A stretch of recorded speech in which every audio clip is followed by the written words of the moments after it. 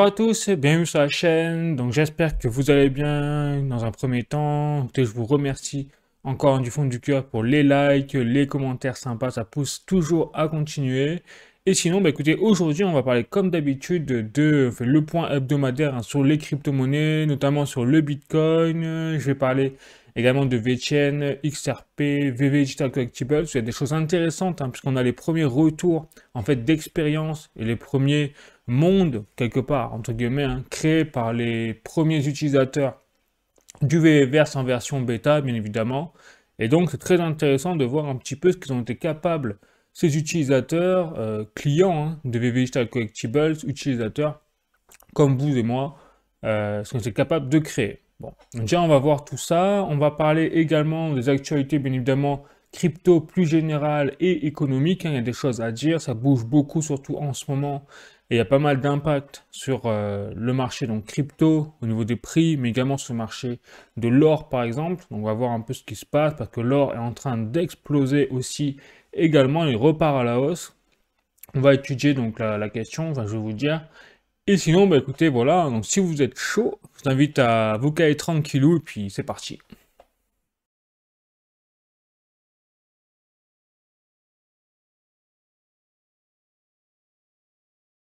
Donc on va commencer par le rapport de Farsight de Investor, vous savez, sur les ETF Bitcoin Spot, et regardez le truc de dingue, c'est-à-dire qu'on a un total désormais de 30,8 milliards de dollars injectés sur les marchés des ETF Bitcoin Spot. C'est une énormité. C'est-à-dire que là, on a un lancement sur une première année. C'est tout simplement le ETF Bitcoin Spot, c'est le meilleur ETF historique jamais conçu, et c'est le meilleur lancement de toute l'histoire des ETF. Voilà. Même les ETF sur l'or ont mis quelques années avant d'atteindre en fait ce qu'a fait le Bitcoin en une seule année. Pour vous donner un ordre de grandeur de la puissance de ce qui est en train de se passer au niveau des institutions, au niveau institutionnel, des entreprises, même pourquoi pas des gouvernements qui achètent, notamment le gouvernement du Bhoutan, qui achète en masse du Bitcoin en ce moment. Donc, on a vraiment quelque chose qui est en train de se passer, et je pense que nous, on ne se rend pas compte qu'on est en train de vivre tout en créant l'histoire, en fait. Je pense qu'on en est vraiment à ce niveau. Bon, donc voilà pour les ETF Bitcoin Spot, donc c'est vraiment un raz de marée de capitaux, c'est un tsunami d'argent qui est en train de s'abattre sur le Bitcoin, clairement, ce qui explique d'ailleurs, bon, forcément, la montée des prix qui est en train de, explosive là, récente du Bitcoin. On regarde aussi, là je vous montre le rapport de Farsight et Investor sur les ETF, cette fois de Ethereum Spot, pour voir un petit peu le comportement des altcoins, enfin en tout cas d'Ethereum. Et pareil, pour la première fois depuis un petit moment, parce que c'est vrai que on était dans des capitaux négatifs injectés sur Ethereum, puisqu'il y avait Grayscale en fait qui prenait l'eau, et depuis un petit moment avec leur Grayscale Trust au niveau de Ethereum. Et là, depuis longtemps, on est repassé voilà, dans la barre du positif sur les flux injectés dans les ETF Ethereum Spot. Donc là aussi, on voit qu'il se passe quelque chose au niveau des altcoins et que Ethereum reprend également des couleurs à ce niveau-là. Donc c'est plutôt positif, le tsunami d'argent s'abat sur les crypto-monnaies en ce moment, c'est plutôt évident sur un point de vue institutionnel, ce qui est du jamais vu dans l'histoire des crypto-monnaies à ce niveau-là. Bon, maintenant on va passer comme d'habitude aux articles que je vais vous présenter, il y en a pas mal, bien évidemment il y en a beaucoup, comme d'hab, à vous présenter. Donc là j'ai un article de Coin Academy, Bitcoin, 1,9 milliard de volume pour le premier jour des options sur l'ETF Bitcoin Spot de BlackRock. Parce que oui, il y a eu une nouveauté en fait cette semaine, c'est qu'il y a eu le lancement en fait, des options. Parce que vous savez que sur les ETF, bon, il y a l'ETF en tant que tel sur lequel vous pouvez investir. Comme ça, en fait, vous pariez sur le fait que vous avez ce clone de l'actif du Bitcoin, donc qui suit la courbe des prix du Bitcoin. Donc vous mettez votre argent là-dessus. C'est sécurisé parce que derrière, c'est BlackRock et c'est les gestionnaires d'actifs, les géants, quelque part de la finance, qui gèrent tout ça, donc c'est sécurisé. C'est une forme de confort, quelque part, pour les institutionnels. Et derrière, en plus de ça, vous avez la possibilité de mettre des options, c'est-à-dire du trading, avec des effets de levier, etc. Et ça, c'est ce qui est en train de se passer, puisqu'on a eu cette semaine le lancement officiel des premiers les premières options sur l'ETF Bitcoin de BlackRock. Et donc le premier jour, il s'est passé tout simplement un volume de 1,9 milliard de dollars. Quand je vous dis qu'il y a un tsunami d'argent qui s'abat là sur Bitcoin, c'est pas métaphorique. Je crois que c'est vraiment littéralement ce qui est en train de se passer. Voilà, donc très bon signe. Et donc, on rejoint, ça rappelle un petit peu, là, je rejoins ce que dit Larry Fink, donc le PDG de BlackRock, qui il y a quelques années disait que le Bitcoin était un actif pour les criminels, hein, entre guillemets, et qui s'est rattrapé. Il a dit lui-même qu'il avait eu tort, là récemment encore. Il a rappelé, il a dit il a eu tort. Il a rappelé que donc le Bitcoin était bien un actif de classe internationale destiné à concurrencer l'or, en fait. Voilà où on en est. Hein. Quelques années près, on va dire qu'il y a beaucoup de choses qui ont évolué, hein, c'est sûr. Bon, c'est pas fini, parce que bien sûr, on n'est qu'au début, hein, on est qu'au début. Des bonnes nouvelles, on va dire, sur les crypto-monnaies. Enfin, en termes, bien sûr, en termes d'évolution des prix, etc. Hein, voilà. Je rappelle au passage, bien évidemment, que je ne suis pas un conseiller financier, ni en investissement. Hein. Tout ce que j'ai dans cette vidéo, c'est à titre informatif, et savoir que je n'ai pas de boule de cristal, je n'ai pas la science infuse, donc vous devez faire vos propres recherches, bien évidemment. Donc mon humble avis, en fait, que je vous partage dans cette vidéo. Bon, ensuite j'ai un article ici de cointribune.com, Bitcoin en passe d'aspirer un pactole de 4000 milliards de dollars. C'est-à-dire que là, le tsunami d'argent, en fait, grossit de lui-même. C'est ce qui est en train de se passer, puisque là, après MicroStrategy et Tesla, Microsoft pourrait bientôt se jeter à l'eau en adoptant la stratégie Bitcoin de Michael Saylor. Et donc là, il faut savoir que Michael Saylor va d'ailleurs, dans quelques temps, s'adresser en fait au conseil d'administration de Microsoft et leur expliquer comment lui, sa vision des choses sur le Bitcoin et comment lui, il achète du Bitcoin, en gros, hein, pour son entreprise MicroStrategy. Donc là, on est en train de carrément, voilà, c'est une dinguerie en fait que je suis en train de vous dire là. C'est pas encore ce que je suis en train de vous dire, c'est en train de se passer. Donc après, est-ce que Microsoft va vraiment après derrière adopter une stratégie ou machin? Mais en tout cas, quoi qu'il arrive, quoi qu'il en soit, c'est qu'ils en sont à un tel niveau de se dire purée, le Bitcoin qui est en train de nous faire un truc de fou. C'est-à-dire qu'on est peut-être en train de passer à côté de quelque chose. Ça s'appelle le FOMO. C'est-à-dire que même les PDG, les entreprises, même les gouvernements sont en train, en fait, émotionnellement, de rentrer dans le FOMO. Donc là, on a un véritable FOMO institutionnel qui est en train de se passer.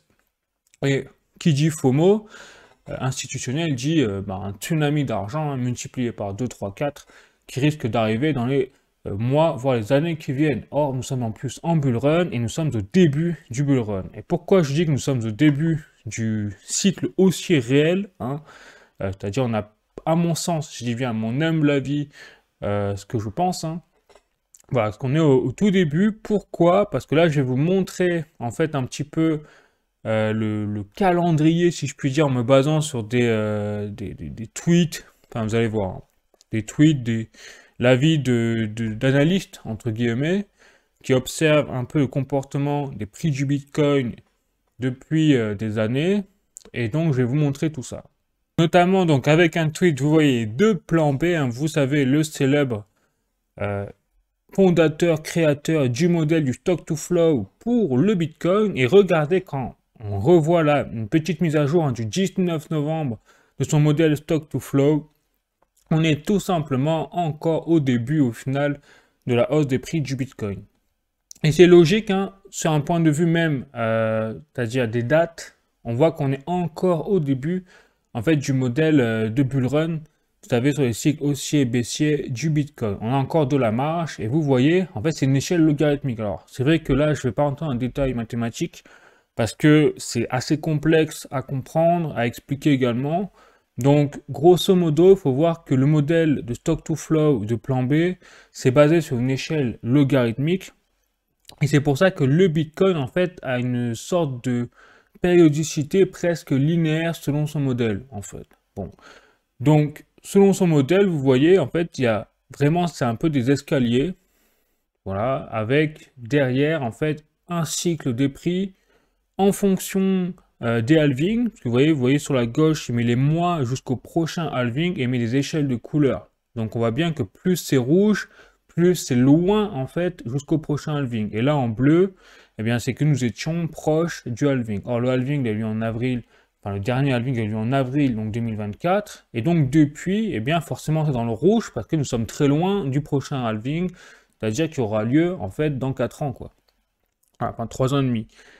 Et donc, c'est pour ça que plus vous vous rapprochez du prochain halving, entre guillemets, et plus vous montez sur les 2 premières années, et puis après, il y a le bear market, comme on peut voir ici. Donc, c'est toujours ça, hein. C'est, hop, comme vous pouvez voir le précédent cycle. En rouge, là, vous avez, par exemple, sur le cycle de 2020-2021, eh bien, le 2 ans de hausse des prix, au final, avec, on va dire, entre le rouge jusqu'au jaune, et après, du vert jusqu'au bleu foncé, c'est le bear market, entre guillemets. Et là, vous voyez que nous sommes au tout début, au final, sur ce point de vue-là. Et regardez, lui, sur une échelle logarithmique. Alors, ce plan, on va dire, enfin, ce modèle stock to flow, il n'a pas toujours été exact, hein. Je vous rappelle, c'est une sorte d'ordre de grandeur.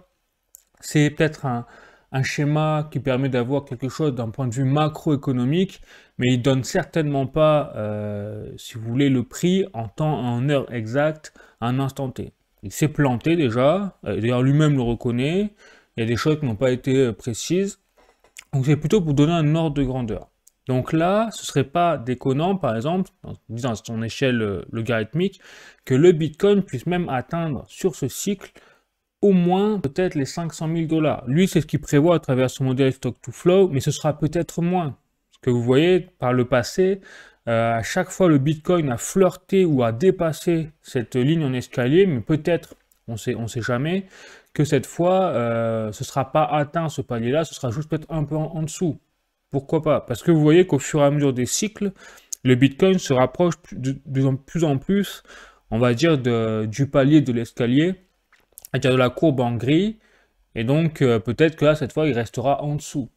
Mais en tout cas, force est de constater que c'est quand même pas mal, puisqu'on est au début du cycle, on est déjà quand même quasiment 100 000 $ le Bitcoin. Donc, je trouve que c'est quelque chose de... Effectivement, personnellement, moi, je pensais que, je vous dis à mon avis, hein, mon humble avis, je pensais qu'on serait sur les 150 000 $. Mais vu le rythme où ça va et vu le Bitcoin qu'il a été capable de nous faire, il a pris 30 000 $, enfin, voire presque plus, même presque 40 000 $, parce qu'il s'est rapproché des 100 000 $ de très près, en 3 semaines, hein, pour donner un peu le délire absolu, qui s'est passé, donc un peu la puissance phénoménale du Bitcoin en ce moment, et justement, la différence des derniers cycles qu'on a eu au présent, c'est que maintenant, il y a les institutionnels qui FOMO en masse. Donc, je ne serais pas étonné, effectivement, qu'on dépasse largement les prédictions faites et qu'on puisse même se situer, pourquoi pas, autour des 300 000, 400 000, 500 000 $. Mais bon, 500 000 $ quand même, c'est vraiment, vraiment très haut. Peut-être 200 000 $. 200 000 $, je pense que ça peut être possible sur ce cycle, si on reste raisonnable. Mais s'il y a un énorme FOMO, je pense que ouais, ça peut vraiment exploser. Donc, je rappelle, c'est mon avis, pas de sens exact, hein, et personne ne peut vous dire l'avenir, ne peut vous prédire quoi que ce soit. Voilà. Même le plan modèle stock to flow de plan B n'est pas fiable à 100%, hein. Je rappelle, il faudra prendre toujours avec des pincettes. Ensuite, je continue, hein, toujours dans cette optique d'essayer de voir un peu ce qui se passe sur le point de vue des cycles haussiers et baissiers, hein, pour le Bitcoin, d'essayer de faire une sorte de planning grosso modo. Donc là, j'ai un tweet de Rect Capital. Donc le Bitcoin a seulement commencé sa phase parabolique dans le cycle historique. Donc lui aussi se base sur les cycles historiques. Et c'est vrai que faut voir qu'en moyenne, le cycle historique de phase de montée des prix du Bitcoin dure environ 300 jours. Et donc là, on a à peine entamé en fait 18 jours, 17-18 jours de la phase parabolique du Bitcoin. Donc nous sommes au début, c'est ça que je veux vous dire, et ça je suis tout à fait d'accord. On le voit, on l'a vu dans les phases passées, et je suis d'autant plus convaincu que ce cycle sera plus puissant encore, justement en raison de l'arrivée des institutionnels. Bref. Allez, je continue toujours sur les tweets de Rect Capital. Donc vous voyez, lui il a carrément mis une barre de progression du bull run, du marché haussier, et on serait à 48,2% en fait de la montée des prix parabolique du Bitcoin, entre guillemets, hein, en se basant sur les 2 ans de bear market aussi, passés. Voilà, donc vous voyez que ça a commencé donc en 2022, et donc là on a eu 2 ans de bear market, et là il nous reste 2 ans de hausse des prix en gros, selon lui, ce qui ramènerait en fait quelque part à vivre un petit peu ce qui s'est passé en 2020, c'est-à-dire qu'on a eu une hausse des prix en fin d'année, donc de 2020, après le halving de mai 2020, et ensuite on a eu une hausse des prix sur une première phase de la fin d'année 2020 jusqu'à début d'année 2021, c'est-à-dire allez, avril, mai. On a eu l'été où là, tout a chuté, au point que beaucoup de personnes disaient que c'était terminé, il n'y avait plus de phase haussière. Et fin d'année 2021, on a eu de nouveau un gros pic du Bitcoin qui avait battu son ancien ATH pour atteindre les 60 000 $ à peu près. Voilà, avant de rebasculer, de chuter et de refinir en bear market. Et c'est exactement ce qu'on voit là, hein. Vous voyez ce que je vous montre. On a eu le halving en mai 2020. Boom, phase parabolique pendant 2 ans. On a eu une baisse là, quand même assez forte du Bitcoin ici. Et donc on a eu une sorte de M en fait. Voilà, on a eu le M que vous voyez ici sur la courbe. Donc peut-être qu'on va revivre la même chose cette fois. Surtout que durant les précédents cycles, c'est un peu ce qui s'est passé, excepté pour celui de 2016-2017, où lui, ça a été carrément une ligne droite, puis après, il s'est pété la figure. Voilà. Donc, voilà, c'est pas une science exacte, c'est juste quelque chose qui donne un ordre de grandeur de ce qu'il peut se passer. Et le Bitcoin suit toujours un petit peu ce genre de modèle, quelque part, sans être toujours précis. Bon. Allez, je continue, et là, je vous dis pourquoi je suis convaincu qu'on va vraiment avoir un super cycle. Voilà, c'est tout simplement cette raison-là, c'est qu'on a, donc là c'est un tweet de Vivek, c'est-à-dire que les balances, les réserves de Bitcoin sur les plateformes exchange n'ont jamais atteint un tel niveau aussi bas.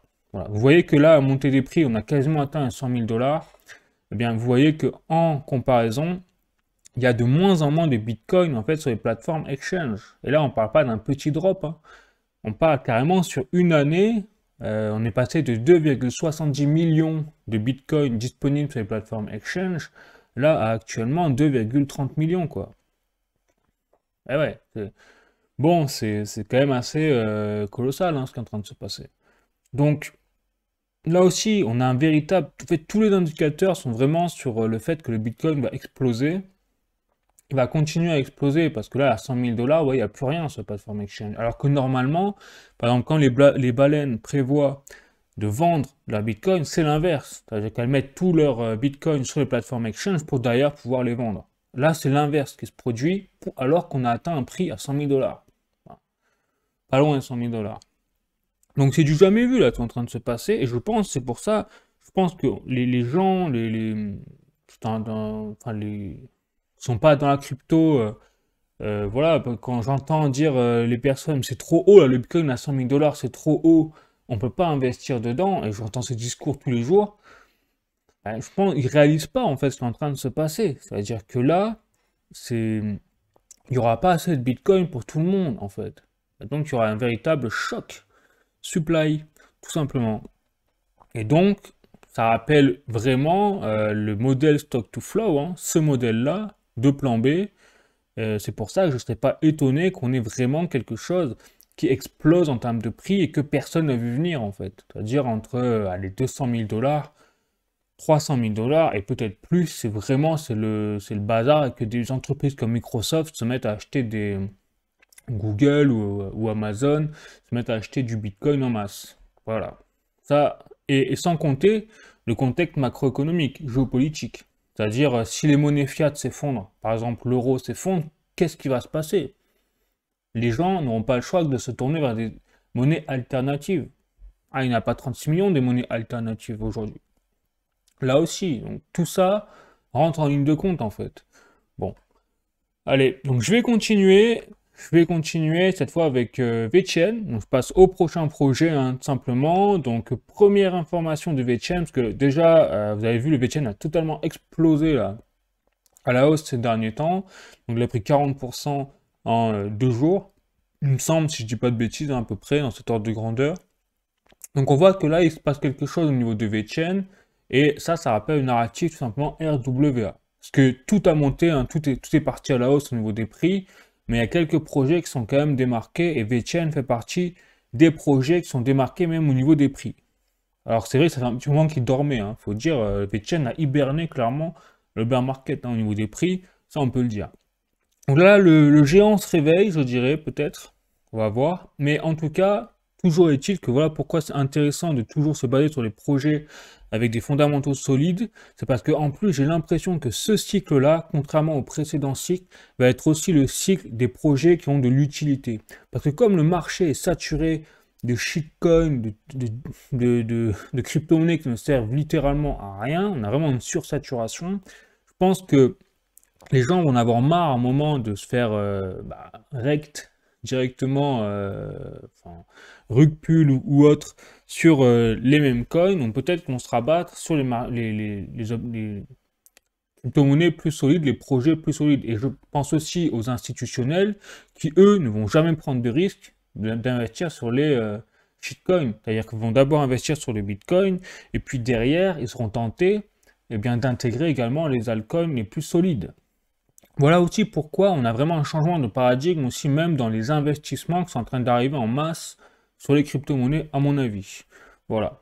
Et du coup, pour en revenir sur VeChain et donc ce premier tweet de la fondation VeChain que je vous présente, c'est l'annonce en fait de changements sur la plateforme VBetterDAO et notamment tout ce qui est la gouvernance décentralisée qui serait cette fois mise dans les mains de la communauté et surtout de la communauté qui a en possession des nœuds en fait validateur.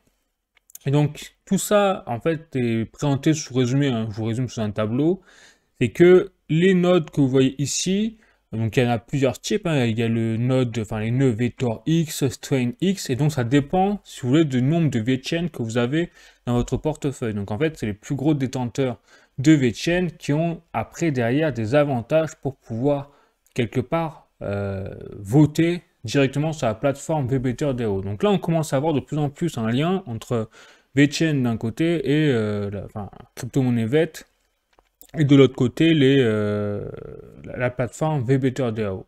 Et en fait, tout ça, tous ces scores que vous voyez ici, ça permet de noter et de qualifier quelque part l'entrée d'une DApp, une application sur la plateforme VBetterDAO. Ça va être vraiment les détenteurs de VeChain qui vont pouvoir en fait voter pour quelles applications ont droit ou non d'être mises en place sur la plateforme VBetterDAO.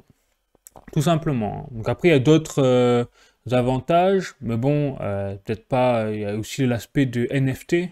Donc les créateurs qui ont des NFT particuliers auront des avantages particuliers et ainsi de suite.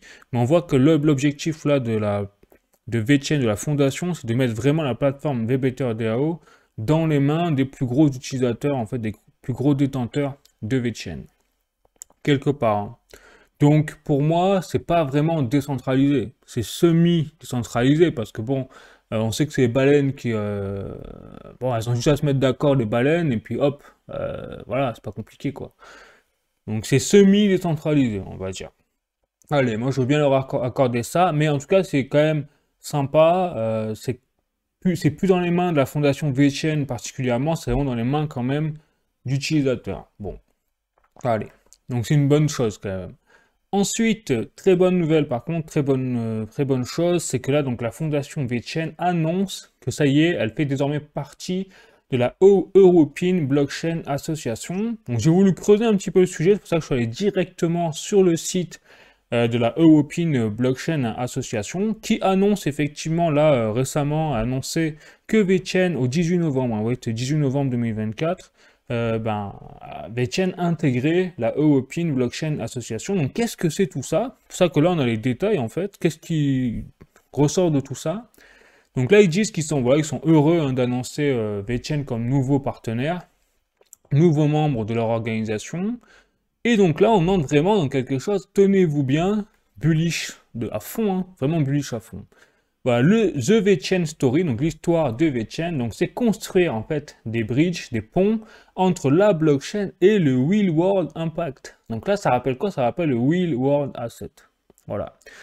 Donc ça, c'est pas, c'est plus Non, non, plus dans le cadre où c'est des investisseurs, où c'est des gens comme vous et moi qui peuvent être enfin, bullish ou autres qui disent que c'est du real world asset. Non, là, c'est carrément une association blockchain européenne qui a de nombreux membres hein, dans son organisation. Je les avais en bas, je crois. Alors, si je les ai pas là, mais j'ai regardé, effectivement, il y a beaucoup d'associations, enfin, de membres hein, liés à la blockchain qui sont partis déjà de cette association. Et donc là, c'est cette association-là qui parle quand même de real world, enfin de la tokenisation d'assets entre guillemets, ou de l'Internet of Things, c'est-à-dire en fait du lien entre tout ce qui est Internet et tout ce qui est les objets en fait connectés. Et VeChain fait vraiment partie de ces projets qui révolutionnent, vous voyez, c'est pas moi qui le dis, hein, c'est la European, la EBA, comme on appelle ça, révolutionne tout ce qui est le management de la supply chain pour justement supprimer la contrefaçon, améliorer la transparence, et donc en mariant la blockchain avec le IoT, bah voilà, vous en parlez, bah, c'est-à-dire la Internet of Things, donc la technologie de l'IoT, eh bien, ils ont créé des solutions qui permettent de vérifier les biens étape par étape au niveau de la supply chain. Voilà. Donc VeChain aujourd'hui a l'ambition d'aller au-delà de la logistique. Ils sont en train de mettre en avant la traçabilité des initiatives, en tout cas, de traçabilité à travers leur plateforme VBetterDAO. Voilà. Donc avec une tokenisation des récompenses et tout. Non mais là c'est, on se rend pas compte en fait, mais c'est en train d'être vraiment VeChain et même en train d'être institutionnalisé quelque part et reconnu en tant que tel à un niveau institutionnel. Et comme par hasard, donc ça a été annoncé au 18 novembre et d'ailleurs le VeChain a explosé en termes de prix. Est-ce que c'est cette nouvelle qui a été le catalyseur pour ça? Est-ce que c'est parce que c'est les altcoins qui ont explosé tous en même temps? Je ne saurais pas vous le dire. Mais en tout cas, une chose est sûre, c'est qu'il se passe des choses hein, sur VeChain.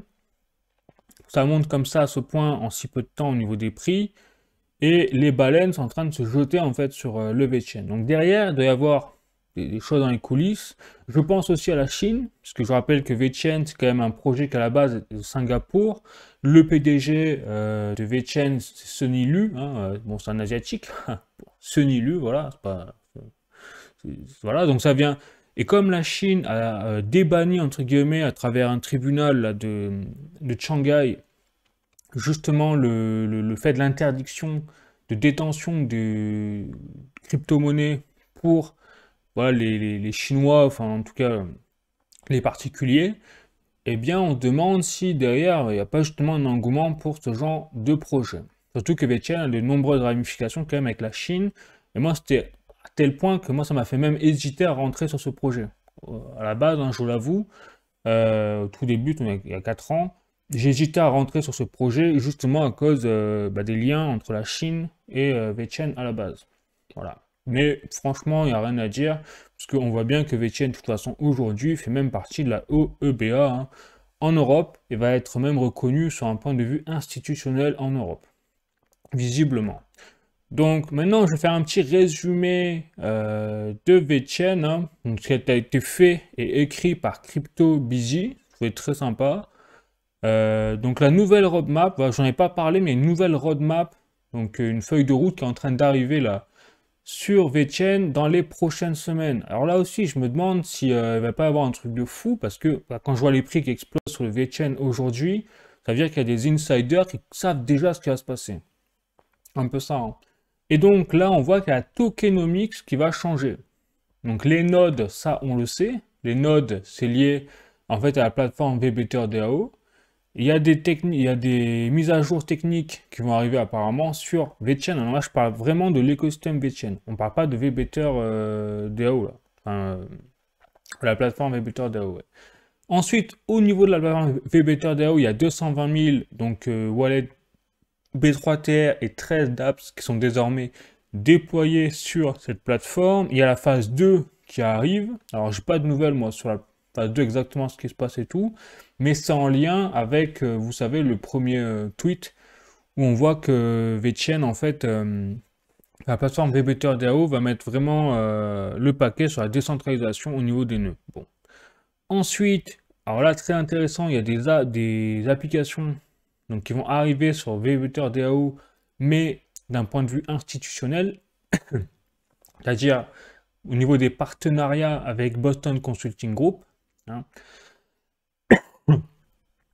Il y a aussi tout ce qui est l'aspect marketing, qui a été un peu mis en pause là, ce dernier trimestre, mais qui va reprendre très fort avec des agences de marketing et KOL. Ben bref, voilà, il y a plein de choses qui arrivent. Il y a également l'institution, enfin, l'expansion institutionnelle, les cross-chains de collaboration. Enfin, on voit vraiment que l'écosystème est en train d'exploser et ça se voit tout à fait au niveau du nombre d'utilisateurs et du nombre de nouveaux arrivants sur l'écosystème de VeChain, comme vous pouvez voir ici, parce que nous sommes désormais, hein, vous voyez, à ce jour, donc c'est-à-dire au 24 novembre 2024, à 4 412 000 adresses en fait connues sur l'écosystème de VeChain. Donc une énormité hein, comparée à donc quand on a démarré il y a quelques années. Voilà, donc l'écosystème est vraiment en train d'exploser, de plus en plus rapide. Il est en train d'être, VeChain est en train d'être reconnu même à un niveau institutionnel par, même au niveau européen. Alors que je rappelle qu'en Europe, on a quand même la loi MiCA qui arrive et que ça va faire des dégâts, ça commence déjà à faire des dégâts sur l'industrie crypto. Je rappelle. Donc c'est plutôt bullish pour ce projet, hein, clairement. Après, on verra bien évidemment ce que ça donne dans le temps. Et puis je rappelle, la plateforme VBetterDAO ne peut que aller de l'avant, puisqu'il y a de plus en plus de dApps qui vont arriver sur la plateforme VBetterDAO, donc d'utilisateurs, et ainsi de suite. Voilà. Bon.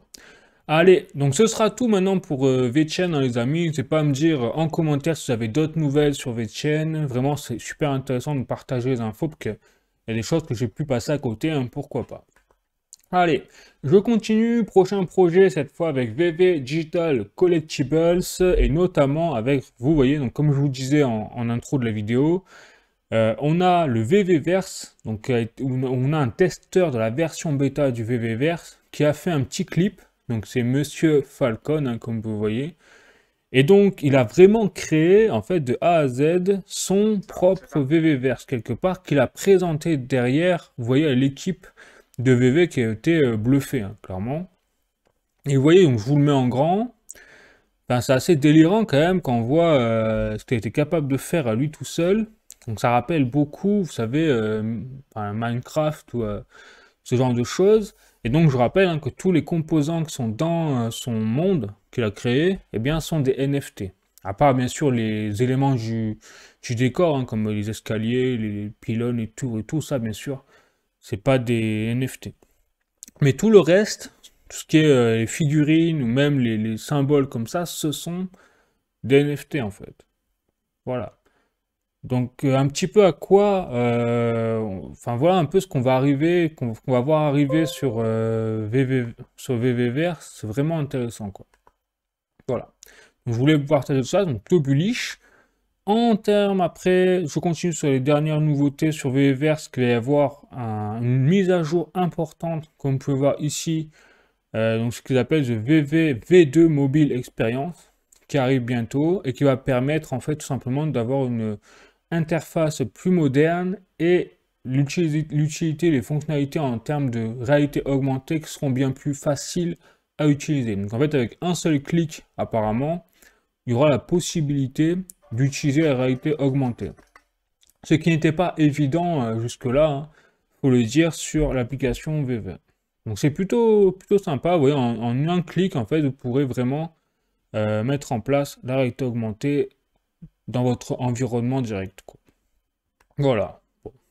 Donc je vais pas m'attarder là-dessus. Au niveau des chiffres, par contre, c'est moyen toujours, hein, puisqu'on a toujours une baisse du nombre d'utilisateurs de l'application VV. Donc là, je pense qu'ils ont mis le paquet parce qu'ils savent qu'ils ont intérêt à relancer la hype sur leur projet. Sinon, bah, effectivement, hein, ce ne sera pas une bonne chose. Vous pouvez le voir donc, directement sur le site de Stacker en mode Analytics. On voit les chiffres hein, et l'évolution du nombre d'utilisateurs qui achètent et qui vendent des NFT sur l'application VV. Eh bien, c'est plutôt... Alors, sur les 3 derniers mois, c'est plutôt stable. Ça, c'est la bonne nouvelle. Mais par contre, si on prend sur une échelle de temps, donc vous savez, plus longue, effectivement, on observe bien qu'il y a une chute de l'activité hein, sur l'application VV Digital Collectibles. Donc il est temps de relancer la hype et la dynamique hein, sur ce projet, mais j'ai l'impression que là, vous voyez, sur les derniers temps, ils arrivent un petit peu à relancer la dynamique. Donc c'est plutôt sympa quand même à voir. En tout cas, les fonctionnalités qui arrivent vont vraiment, je pense, donner un peu de boost sur ce qui va se passer, et surtout sur le VVverse, hein, parce que là, vous voyez, c'était juste la version bêta, mais la version finale, quand elle va arriver, vraiment, ça risque d'envoyer du pâté, surtout si on peut faire vraiment ce qu'on veut, et qu'on a la liberté, quelque part, de créer nos propres mondes, hein, entre guillemets, sur l'application VV, avec les NFT. Voilà, donc sympa toujours ce projet au final, donc des belles surprises. Et sinon, je vais passer bien sûr au prochain projet, c'est-à-dire XRP et l'entreprise Ripple. Et donc là, on a une dernière petite information qui arrive sur Ripple, c'est que ça y est, ils ont fait un partenariat hein, avec l'entreprise donc de, vous savez, capital en fait de venture hein, qui lève des fonds, donc Merci Corps, comme vous pouvez voir ici, donc spécialisé dans le social venture comme ils disent. Ce partenariat en fait va permettre en fait d'investir dans les marchés émergents pour des entrepreneurs et également des pilotes innovants au niveau de la finance au final. Voilà, donc tout ça va être construit sur le XRPL et permet en fait à Ripple de continuer à étendre un peu sa toile sur le monde institutionnel. Donc ça, c'est la petite nouvelle d'introduction sur le projet XRP. Mais bien évidemment, vous le savez, la grande nouvelle, c'est celle-ci. Hein. C'est Gary Gensler qui a annoncé sa démission. Vous voyez là, j'ai un article de Be In Crypto. Voilà, Gary Gensler quittera la SEC le 20 janvier prochain. Puisque je rappelle hein, que le 20 janvier prochain, il y a aussi l'intronisation, enfin l'arrivée de Donald Trump à la présidence donc américaine. Donc le XRP explose en même temps, bien évidemment, puisque ça a été la donnée positive. Donc on s'est retrouvé aussi avec un XRP qui a dépassé les 1 euro largement. On est même arrivé, je crois, à 1,50 €. Donc c'est vraiment là, le XRP, VeChain, tout a explosé. Il n'y a que le OMI hein, de VV Digital Collectibles qui restait vraiment très bas. Pourquoi pas, peut-être que je vais recharger mon bag là-dessus exprès, parce que je vois qu'avec le VVverse quand même il y a du potentiel. Mais en tout cas, sur les projets XRP et VeChain, vraiment, c'était parti des tops justement, des tops des gains hein, en termes de prix. Donc on voit que l'utilité, j'ai l'impression que là, le narratif de l'utilité est en train d'arriver aussi sur ce cycle. Voilà. Pour ça que les fondamentaux des projets, c'est bien plus important que les shitcoins, hein, forcément, où vous avez une chance sur deux de vous faire exploser, même, je pense, 10 chances sur une. Alors, j'exagère, mais oui, au final, vous avez plus de chances de vous faire exploser sur les shitcoins que autre chose. Bon, allez, je continue, cette fois avec les articles, hein. Je balance les articles à les amis, parce que j'en vois. Donc là, un article de cointribune.com, donc Cardano et Avalanche déclenchent une course folle vers les ETF. Donc là aussi, Cardano apparemment et Avalanche donc prévoient, là aussi il y a des rumeurs hein, qui disent qu'en fait les altcoins, les plus gros altcoins vont avoir droit à leurs ETF bientôt. Donc on pense également à XRP bien évidemment, pourquoi pas VeChain, il y a même des rumeurs. Alors je ne vais pas montrer l'article parce que ça reste des rumeurs, donc il n'y a rien de confirmé. Mais par contre, pour Cardano et Avalanche, ça suit un petit peu, vous savez, ce que je vous ai montré la semaine dernière, par exemple pour Cardano, c'est qu'il y a un accord de confidentialité entre donc, le fondateur du Cardano, Charles Hoskinson, et Elon Musk, et notamment SpaceX.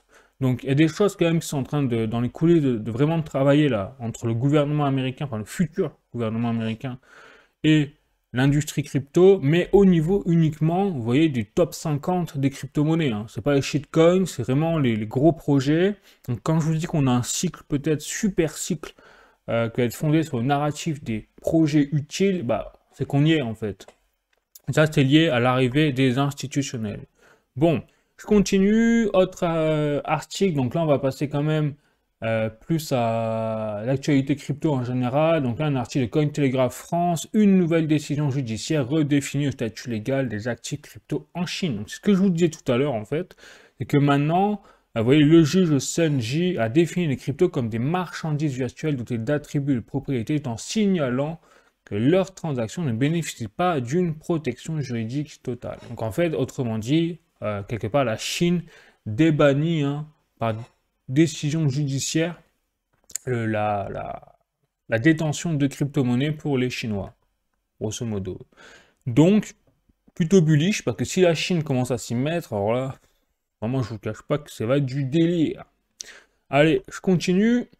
Donc, un autre article, cette fois de journalducoin.com, Mastercard et JP Morgan s'associent pour accélérer les paiements transfrontaliers sur la blockchain. Donc là, pareil, toujours est-il, je me répète un peu au final, mais voilà, c'est toujours pareil. Donc là, on a un véritable FOMO des institutionnels qui ne savent plus comment faire pour intégrer en fait leur part du gâteau, pour prendre vraiment leur part du gâteau sur le marché des crypto-monnaies, parce qu'ils ont compris que c'est soit ils se lancent dans le bateau, soit ils voient le train passer ou le bateau passer et ils restent à quai quelque part sur ce niveau. Allez, je continue. Autre article, cette fois de cryptost.fr. Donald Trump envisage de créer le premier poste de l'histoire de la Maison Blanche dédié aux crypto-monnaies. Bon, vous avez compris. Là aussi, je n'ai pas besoin de vous expliquer que c'est du délire en termes de FOMO que ça va représenter, parce que derrière, ça veut dire qu'en fait, le Bitcoin va être légalisé, quoi. Aux États-Unis, ils vont aller en faire toujours une réserve stratégique. Donc on va avoir le Bitcoin en réserve stratégique aux États-Unis. Enfin, ça va être n'importe quoi. Donc on va avoir d'abord, c'est vraiment dans l'ordre, ce qu'on a vu, c'est marrant, c'est que, ce que je vous dis, on a eu vraiment un bull run. Les tout premiers bull runs, c'était les bull runs peut-être de geek, c'est-à-dire que les personnes vraiment à fond dans le virtuel qui étaient sur le Bitcoin. Ensuite, sur le cycle d'après, c'est-à-dire en 2013, 2014, jusqu'en 2017, on a eu les premiers investisseurs avertis, donc je dirais un bull run investisseur particulier. En 2020, on a eu un cycle investisseur particulier, geek plus. Là, on commence à avoir un petit peu, mais vraiment légèrement, les institutionnels. Puis de toute façon, on a eu le procès, par exemple, de l'industrie, aux États-Unis de Ripple, qui a vraiment cassé un petit peu la machine, notamment sur le XRP, souvenez-vous-en.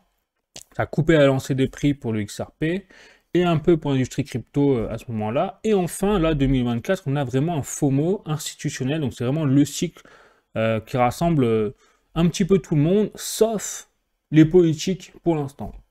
Je pense que ce sera les politiques, on va commencer à les voir arriver, mais bien évidemment, ce ne sera pas sur ce cycle, puisque le temps que la Maison Blanche mette en place la réserve stratégique de Bitcoin et tout, ce sera peut-être pour le prochain cycle. Voilà.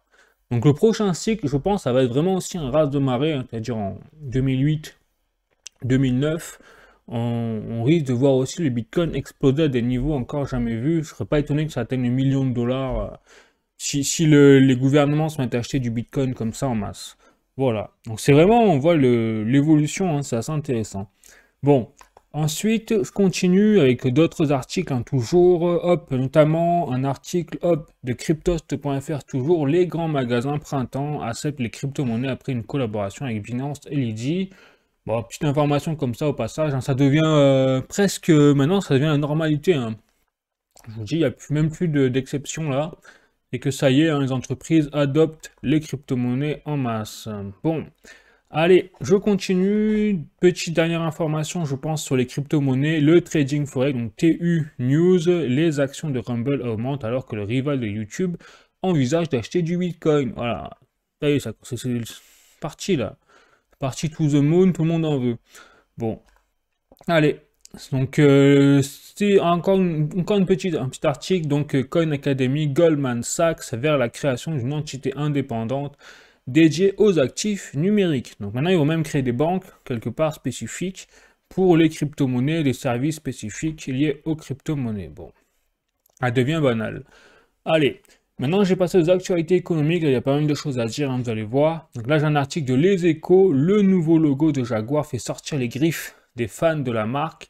Donc en fait, ce qui est intéressant, c'est de voir qu'avec, en même temps que le changement un petit peu de paradigme dans l'industrie crypto qu'on a vu notamment aux États-Unis, avec la démission de Gary Gensler, etc., on a également tout ce qui est l'aspect wokisme qui est en train en fait de se faire éclater. On le voit, donc les démocrates plutôt woke ont été sortis en masse par les Américains. On a l'arrivée de Trump et de Elon Musk, qui eux sont anti-woke, clairement. Et là, on voit que c'est vrai que, enfin, personnellement, j'ai vu le clip de Jaguar. Bon, ils sont à côté de la plaque, quoi. C'est clair. Donc, on a vraiment un nouveau paradigme qui est en train d'arriver. C'est les gens, voilà, sont en train de rejeter tout ce qui est woke. Une bonne chose, hein, clairement. Parce que c'est contre nature, au final. Voilà. Et là, en fait, on va revenir dans l'effet de cohérence, et dans les choses plutôt saines, positives, quoi. Donc on voit que le célèbre constructeur automobile britannique a dévoilé sa nouvelle identité de marque. Bon, en fait, il n'y a pas d'identité, ils ont explosé leur identité avec, si vous voyez Bref. Donc faisant disparaître le célèbre animal du capot de ces véhicules. Donc bref, ils sont suicidés en fait, clairement. Le dicton maintenant, c'est go walk, go broke. Donc on va voir dans quelques mois, je ne serais pas étonné qu'ils refassent comme l'entreprise Bud Light. Donc je rappelle, hein, c'est une célèbre marque de bière aux États-Unis. Elle avait fait une publicité donc woke avec une personne donc woke. Et directement après, elle a subi une perte de 25% de son chiffre d'affaires. Donc elle est revenue, elle a fait machine arrière. Elle a même fait une dernière publicité là récemment, à contre-courant de Jaguar, où elle se moquait de la tendance woke. Quand même, bon. Voilà un petit peu aussi, et je trouvais que c'était intéressant de faire le parallèle, même si c'est uniquement ça, c'est politique un petit peu, de faire le parallèle avec ce qui se passe au niveau même des crypto-monnaies, au niveau économique, c'est-à-dire qu'on a un retour vers la cohérence en fait, avec le sens, le bon sens, et ça rappelle aussi le bon sens du Bitcoin, qui est en train, eh bien, par sa cohérence, quelque part, de dire, voilà, moi, la monnaie refuge, décentralisée, hors du système bancaire, etc. Et donc je pense que là, on en a un niveau, même quand on fait le lien au niveau géopolitique, avec toutes les magouilles, les mensonges qu'il y a, enfin, pour la propagande et tout, enfin, si on savait tout, voilà. Donc on a un changement, je pense qu'on est vraiment un changement là aujourd'hui historique sur tous les niveaux, et ça s'en ressent même au niveau économique et au niveau sociétal, hein, clairement, parce que l'économie est la base de tout, quoi. Donc je trouve que c'est assez intéressant de voir comme fait, de voir comment aussi une entreprise comme Jaguar peut se suicider comme ça. Enfin, c'est assez incroyable, par idéologie en fait. C'est-à-dire que voilà, bon. On verra, de toute façon vous allez voir, dans les mois, là je fais mon pari, je fais mon petit pari, c'est que dans quelques mois on saura que Jaguar, vraiment n'est pas en bon état, quoi. Bon, allez, je continue avec Le Figaro, un article, donc tout comprendre à l'accord entre l'Union Européenne et le Mercosur. Donc bien évidemment, les agriculteurs là, sont en colère, hein, et c'est normal, ben, ils ont raison, moi je les soutiens à fond, les agriculteurs. J'espère vraiment qu'ils vont aller au bout, qu'ils vont arriver à obtenir un peu leurs revendications, hein, clairement. Mais du coup, le Mercosur, c'est ça, c'est là on voit aussi l'incohérence. Et je vous dis, là, on est dans une période d'incertitude parce que la cohérence est en train de revenir, en fait, quelque part. Les gens en ont marre de l'incohérence. Et donc, on est en train de subir, tout simplement, les décisions de l'Union européenne. C'est-à-dire qu'il n'y a plus de souveraineté française. Et donc, si on a le Mercosur, eh bien, ça veut dire qu'on va bouffer du poulet ou des vaches ou je ne sais quoi, bourrées d'hormones et compagnie. Donc, tout mon soutien, hein, là j'en profite, tout mon soutien aux agriculteurs. Voilà. Tac, allez, je continue. Tac. Donc là, c'est vraiment, je fais un petit point, c'est macroéconomique, géopolitique, voire politique. Mais je trouve qu'aujourd'hui, tout est lié. Et pourquoi tout est lié? Ben justement parce qu'on voit ça, c'est un article de Les Échos, dérapage budgétaire, ce courrier de Bercy qui embarrasse Elisabeth Borne. Encore l'incohérence. Je pense qu'on a un vrai problème d'incohérence en France, même dans le monde. Et par exemple, les États-Unis là sont en train de rattraper toute cette incohérence parce qu'ils remplacent la politique de l'idéologie par la politique de la cohérence, quoi, en fait. Tout simplement, il n'y a même pas de négativité à dire ou quoi, c'est juste ça. Et nous, en France, on est loin d'être encore là. Dérapage budgétaire, voilà, on en est, c'est-à-dire qu'on a nos politiques qui sont tous corrompus, quoi. Clairement, hein. Donc l'ancienne première ministre a été auditionnée au Sénat dans le cadre d'une mission d'information sur la dérive des comptes publics. Bon, une note de Bercy le recommandant dès la mi-décembre 2023 de communiquer largement sur la situation critique des finances n'a pas été suivie des faits. Et ça encore, c'est un petit détail qui juste me permet de vous faire l'introduction sur ce qui se passe en ce moment, sur le problème du déficit public qui est en train de couler la France, en fait. Voilà, et plutôt que donc ils sont en train de mettre de taxer dans tous les sens, clairement, ils cherchent de l'argent en masse partout, donc dans les poches des Français, hein, bien évidemment, sauf sur les dépenses, en fait, juste qu'il y a à réduire au sommet de l'État. C'est juste dépenser moins, quoi, c'est tout. Donc on en est là. Donc c'est vraiment l'idéologie, là, en France, de la non-cohérence, comparée à celle qu'il faudrait, c'est celle de la cohérence. C'est vraiment donc on a un vrai problème là-dessus, et donc au niveau économique, forcément, on est destiné, et si je vous dis ça, c'est parce que derrière, après, j'ai les chiffres, notamment sur le cours de l'euro, du dollar, etc. C'est une catastrophe. L'or, bah, c'est une catastrophe parce qu'il est en train d'exploser par rapport à l'euro. Ça veut dire quoi? Ça veut dire que l'euro est en train de se faire exploser. Voilà où on en est. Donc à ce rythme-là, on va connaître une hyperinflation bientôt de nouveau qui va revenir en France, quoi. Enfin, en Europe. Voilà. Donc, je vais vous montrer tout ça, je vais vous en parler. Mais bien sûr, en parallèle, pourquoi je vous parle aussi de toute cette idéologie de fou, en fait, quelque part, d'incohérence, c'est que là, donc je vais vous montrer un tweet de François Asselineau, comme vous pouvez voir ici, donc dans un discours du 21 novembre donc, 2024, où Poutine déclare effectivement en réponse, en fait, quelque part, à, vous savez, l'annonce de Biden la semaine dernière, que finalement les États-Unis, enfin l'Ukraine avait le droit d'utiliser les missiles à longue portée américains et les Storm Shadow également britanniques, eh bien il y a eu des frappes en plus avec ces missiles désormais, ben, vous savez tous, hein, en Russie, c'est-à-dire sur le territoire souverain de la Russie, et pas en Ukraine. Donc là ça a changé la donne, hein, bien évidemment, et en réponse, qu'a fait Poutine? Il a envoyé donc des missiles donc sur une ville là, avec des ogives non chargées au niveau nucléaire, heureusement, bien évidemment, mais accompagné d'un petit discours quand même qui prévient que si ça continue, en fait, en gros, la Russie se donnera le droit bah, d'attaquer directement les capitales ou les sites militaires situés en Europe. Donc là, c'est clairement, on est à deux doigts de la Seconde Guerre mondiale, enfin, de la Troisième Guerre mondiale, hein, clairement. Donc c'est alors on est à deux doigts de la paix également, entre guillemets, parce que Donald Trump lui veut faire la paix et a déjà parlé avec Poutine. Donc on voit que c'est l'idéologie. Là encore, c'est l'incohérence. On a vraiment une escalade vers la guerre. Alors ça devrait être l'inverse, quoi. Donc tout ça fait que c'est pas étonnant, du coup, c'est pour ça que je vous montre tout ça, et donc avec tous ces faits-là, c'est pas étonnant qu'on ait, en termes de résultats, donc le CAC 40, qui lui, par rapport aux autres bourses mondiales, eh bien c'est une catastrophe. Je vous montre un petit peu ce qui se passe. Voilà, donc là je suis sur Google Finance. Le CAC 40, le S&P 500 en jaune, le Nikkei, donc japonais, ici, et la bourse chinoise, comme ça, en orange.